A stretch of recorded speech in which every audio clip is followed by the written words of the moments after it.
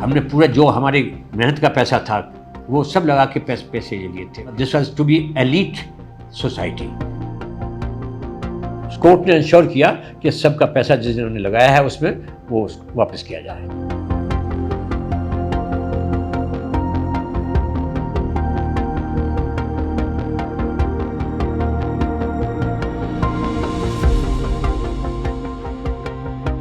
ये टावर 2009 से बनना शुरू किए, ट्विन टावर्स। इनकी जगह केवल एक छोटा complex, commercial complex, 23 flats and a children park. It was supposed to be in this complete area. In 2009, they started digging massively. तो जब देखा कि ये क्यों हो रहा है, then some of the residents, I was not there that time, they approached the Supertech कि ये क्या हो रहा है, हमें मालूम नहीं है। उन्होंने कहा है कि यहाँ पर टावर्स बन रही हैं और ये टावर्स जो हैं, आपकी जो टावर्स 16 टावर जो बनी हैं, 15 टावर्स, उनका से कोई इफेक्ट नहीं होगा क्योंकि ये सेपरेट प्रोजेक्ट है और सेपरेट प्लॉट है, जो कि गलत था। सेपरेट प्लॉट नहीं था, नहीं सेपरेट प्रोजेक्ट था। तो जब हम 2010-11 में जब हम लोग आए, ख़ास तौर से मैं, और हमने स्टार्ट किया 10-12 हम लोग सीनियर सिटीजन थे। When they started sitting in the lawn, we started talking कि भाई हमें कुछ करना चाहिए। अगर ये टावर्स ऐसे आ गए तो ये हमारी कॉलोनी गीता कॉलोनी बन जाएगी, क्योंकि 1000 फ्लैट्स बताया गया था कि 1000 फ्लैट्स बनेंगे इन 2 टावर्स में, और हमारे इस इतने बड़े एरिया में कुल 650 फ्लैट्स थे। तो जो फैसिलिटी थी वो 650 फ्लैट की थी, प्लस इन एडिशन ये सेपरेट प्लॉट नहीं है, ये हमारी ही पार्ट का प्लॉट है।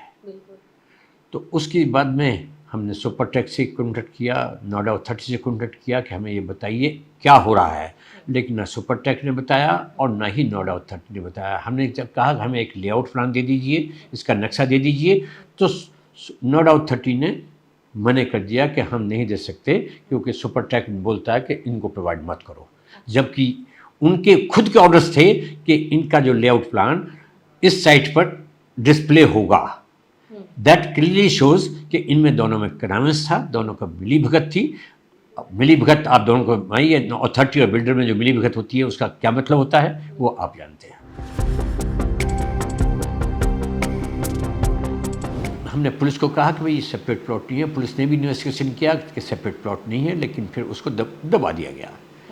जब 1 साल 1.5 साल तक हम लोग दौड़ते रहे और कुछ भी नहीं निकला, तो हमने 2012 में 5-7 लोग थे जो सीनियर सिटीजन थे, हमने डिसाइड किया कि हाई कोर्ट का दरवाज़ा खटखटाना चाहिए। वेलफेयर एसोसिएशन वाले जो लोग थे, जी हाँ, जो आप और आप के साथ जी हाँ, 2011 में हम एसोसिएशन में आ गए।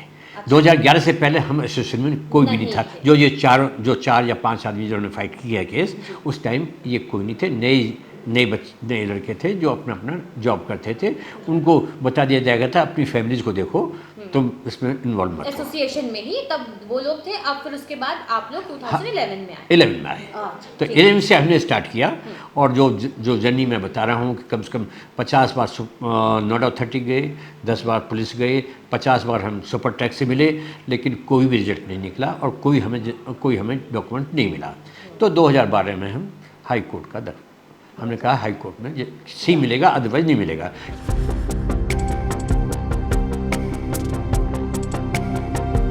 हमने हाई कोर्ट में किया। हाई कोर्ट में लकीली हमें स्टे नहीं दिया और उन्होंने केस को सुनना शुरू किया।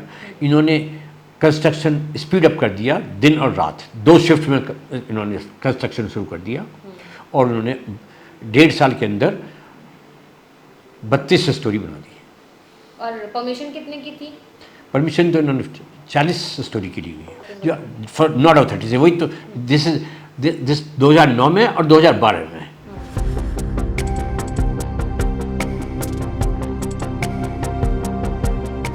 क्योंकि ये वॉयलेशन से था, there were major 4 violations on which we had gone to the court. One is distance between the 2 towers. Oh, as per the law, it should have been 35 metres in 2006 से 2010 तक। 2010 में ये 16 मीटर हो गया, तो that means minimum 16 metre तो was required, तो whereas it is only 9 metre. Number one. Number two, it is not a separate plot. It is not a separate project. It is only one project and one plot. Number three, हमारी consent इनको चाहिए थी, जो old residents थे, कि इस पर extra बनाने के लिए, वो इन्होंने नहीं ली।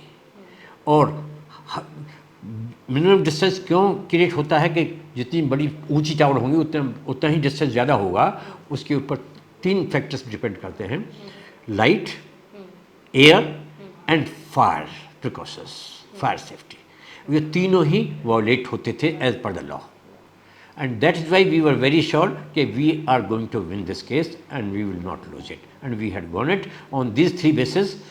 High court also upheld and Supreme Court also upheld, and we had number of letters which showed the complete connivance between the builder and the Supertech, which was shown to the High Court as well in the Supreme Court. Both the courts, they have held that the builder should be penalized by demolishing the walls, that these buildings, and the Noida authority should be, the officers should be charge sheeted and action taken against them.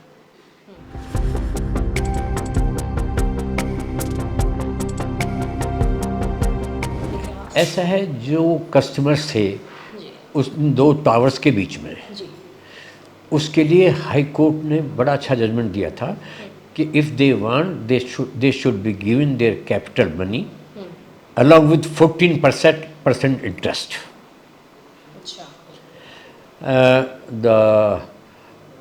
Some people, about more than 100 people, took the money with 14% interest. But persons who did not opt for the money back, they kept on moving the court. Ultimately, when they saw that this building is going to demolish it, then they also fought for their money and the interest. And the Supreme Court took 7 years to ensure that their money is returned along with the interest. And about 500 people, they have already paid the capital money with 12% interest. Few people are left over. The case is still going on.